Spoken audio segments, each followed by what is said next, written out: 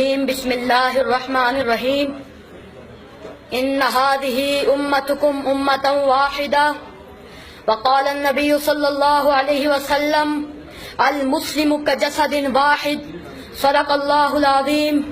پھر سیاست چھوڑ کر داخل حصار دی میں ہو، پھر سیاست چھوڑ کر داخل حصار دی میں ہو،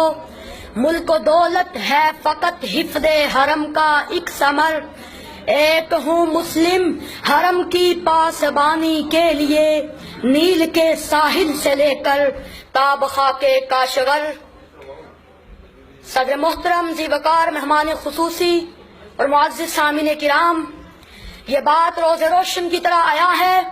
کہ عالم اسلام کسی ایک خطہ میں محدود نہیں، بلکہ اس کے پرستار ہر بر اعظم میں زندگی بسر کرتے نظر آتے ہیں۔ بالخصوص بر اعظم ایشیا اور افریقہ میں مسلمانوں کی تعداد کروڑوں میں ہے، اور کم و بیش 55 ملکوں پر مسلمانوں کی آزاد اور خود مختار حکومتیں ہیں، جن میں توحید و رسالت کے پرستاروں کی تعداد 1.5 ارب نفوس سے بھی زائد ہے۔ گویا اس کرۂ ارض کا ہر چھٹا آدمی دین اسلام کا پیروکار ہے، مگر مقام صد افسوس یہ ہے کہ امت مسلمہ میں فکر و نظر کی وحدت کا فقدان ہے اور مرکزیت کی شدید کمی ہے۔ ہم آہنگی اور یکجہتی نہ ہونے کے برابر ہے، ہر ملک ذاتی اور علاقائی مفاد کا اسیر ہے، رنگ و نسل عرب و عجم کے بت گاڑ دیے گئے ہیں، جس کی وجہ سے مسلمان زوال اور انحطاط کا شکار ہے۔ اقبال نے مسلمانوں کی ذلت اور پستی کو دیکھا اور تاریخ کے امراض کو کھنگالا۔ اقبال اپنی آنکھ سے اسپین کی بدحالی کو دیکھا، قرطبہ کو دیکھا، قرطبہ کی جامع مسجد کو گھوڑوں کا استبل بنا ہوا دیکھا، غرناطہ کو دیکھا تو تڑپ کر کہا غرناطہ بھی دیکھا میری آنکھ نے لیکن، غرناطہ بھی دیکھا میری آنکھ نے لیکن، تسکین مسافر نہ سفر میں نہ حضر میں، دیکھا بھی دکھایا بھی سنایا بھی سنا بھی، دیکھا بھی دکھایا بھی سنایا بھی سنا بھی، ہے دل کی تسلی نہ نظر میں نہ خبر میں۔ جناب صاحب، آج پوری دنیا کے مسلمان شدت کے ساتھ محسوس کر رہے ہیں کہ انہیں عربی اور اجمی کی بنیاد پر تختہ مشق نہیں بنایا گیا،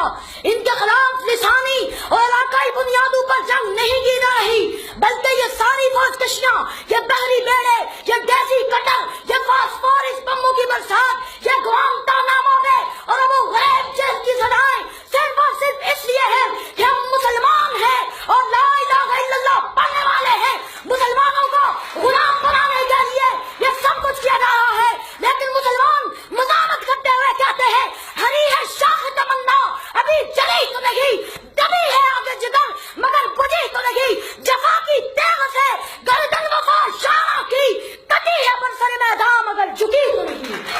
یاد صاحب، تاریخ ہمیں یہ بتاتی ہے کہ جب بھی مسلمان متحد ہوئے تو انہوں نے اپنے سے کئی گنا بڑے دشمن کو شکست بخش دی ہے۔ غزوہ بدر میں 313 نے 1000 کو شکست دی، غزوہ خندق میں 3000 نے 10,000 کو شکست دی، غزوہ موتا میں 30,000 نے 1.5 لاکھ کو شکست دی۔ ہر دور میں مسلم امت کے اتحاد نے فتح کا پرچم گاڑا ہے۔ بدور حضرت عمر کا ہو یا بدور محمد بن قاسم کا ہو یا بدور صلاح الدین ایوبی کا ہو یا بدور طارق بن زیاد کا ہو، جن زمانے میں اقبال تڑپ کر گرج کر کہتے ہیں جلا ڈالی کہ تم نے کشتیاں ادرس کے ساحل پر، مسلمان پھر تیری تاریخ دہرانے کا وقت آیا، چلے تھے 313 جہاں سے تم مسلمان ہو، انہی ماضی کی راہوں پر پلٹ جانے کا وقت آیا۔ جناب صاحب، فطرت کے تمام مظاہر ہمیں اتحاد اور اتفاق کا درس دیتے ہیں۔ اگر ہم ستاروں کو دیکھیں تو ستاروں کی وحدت شکتیاں اندھیرے چاک کر کے رکھ دیتے ہیں، سنگریزوں کی وحدت سے کوثر جام لیتے ہیں، قطرے سے دریا، ذرہ سے صحرا، کرن سے سورج کی تابش حاصل کرنے کی قوت بڑھ جاتی ہے، اور